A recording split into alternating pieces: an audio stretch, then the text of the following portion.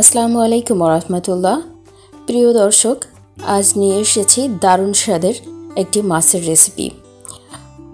কোনো রকম ভাজাভাজি ছাড়াই কাঁচা মাছের ভুনাটা কিভাবে আপনারা ঘরোয়াভাবে তৈরি করে নিতে পারবেন এবং বেশি স্বাদ করে রান্না করতে পারবেন, সেই সব কিছু রেখেছি আজকের ভিডিওতে।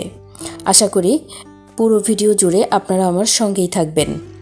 চলুন তবে এই ট্যাংরা মাছ রান্নার পুরো প্রস্তুত প্রণালীতে। মাছ রান্না করার জন্য আমি আগে থেকেই এখানে কতগুলো ট্যাংরা মাছ কেটে ধুয়ে পরিষ্কার করে নিয়েছি। এর গায়ে কালো আবরণটা উঠিয়ে দিয়েছি এবং মাছগুলোর প্রত্যেকটিতেই ডিম আছে, বেশ ডিমওয়ালা ট্যাংরা মাছ।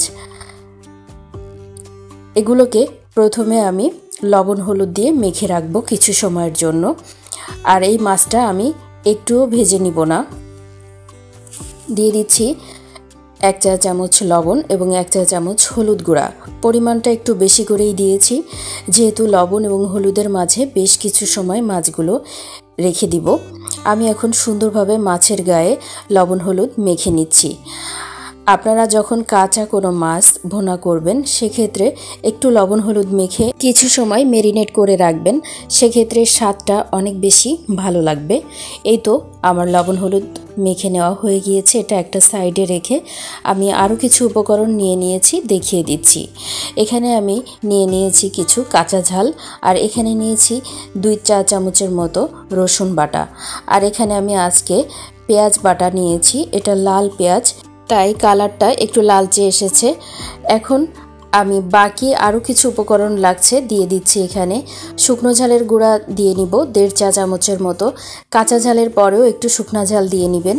আর এখানে আমি দিয়ে দিচ্ছি জিরা গুঁড়া 1 চা চামচ, হলুদ গুঁড়া 1/2 চা চামচ, যেহেতু মাছে আগে থেকেই হলুদ এবং লবণ মাখিয়ে দিয়েছিলাম, আর দিয়েছি সামান্য লবণ। এতটুকুই মশলা এটাতে ব্যবহার করব।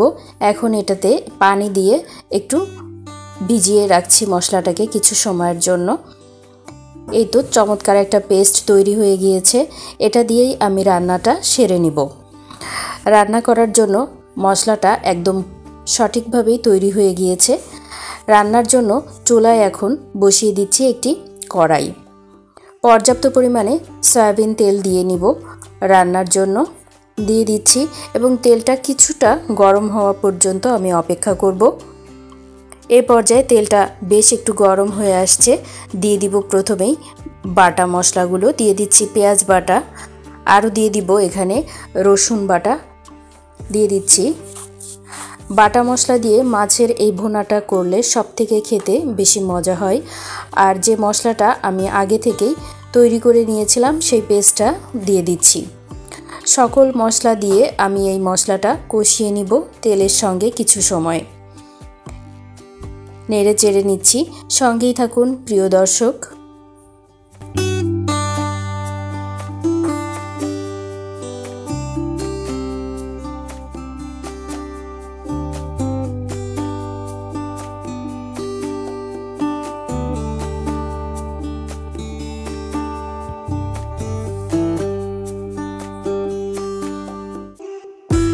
তেল এবং মশলার সঙ্গে চমৎকারভাবে রান্না হচ্ছে, বেশ মিশে গিয়েছে।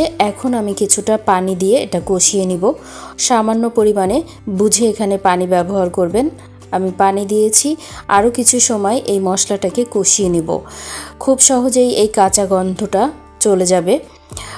কাঁচা মাছ ভুনার ক্ষেত্রে মশলা কষানোটা খুবই জরুরি। এখানে আমি কাঁচা ঝালগুলোকে ফালি করে দিয়েছি। 4 থেকে 5টা ঝাল এখানে দিয়েছি। ঝালের পরিমাণটা আপনারা বুঝে ব্যবহার করবেন, যে যেমন খেতে পছন্দ করেন।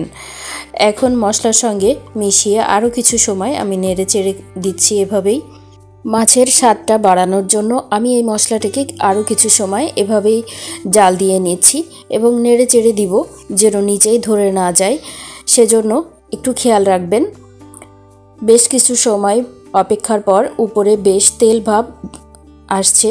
এখন আমি কিছুটা ঝোলের পানি দিয়ে দিব এবং এই ঝোলের পানিটা দিয়েই কাঁচা মাছগুলো দিয়ে নিব।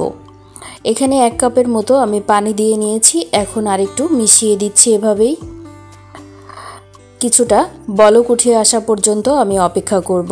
এই তো চারপাশ থেকে সুন্দরভাবে বলক উঠতে শুরু করেছে। মাছ রান্নার ক্ষেত্রে এই নিয়মটা আপনারা যদি ফলো করেন তাহলে মাছ রান্নার স্বাদটা অনেক অংশে বেড়ে যাবে। এখন আমি দিয়ে দিব সেই যে লবণ এবং হলুদ দিয়ে ম্যারিনেট করে রেখেছিলাম ট্যাংরা মাছগুলো। এখন একে একে সব মাছগুলো আমি দিয়ে দিচ্ছি এই তেল মশলার মিশ্রণের মাঝে।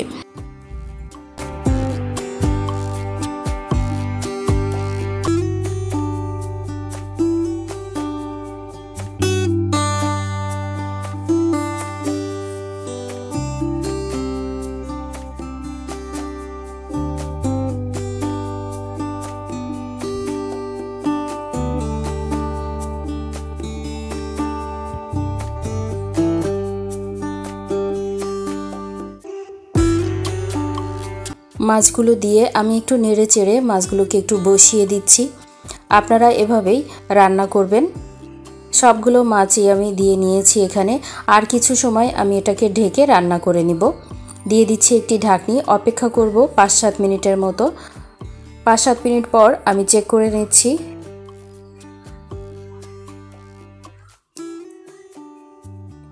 মাছগুলো সুন্দরভাবে কুক হচ্ছে।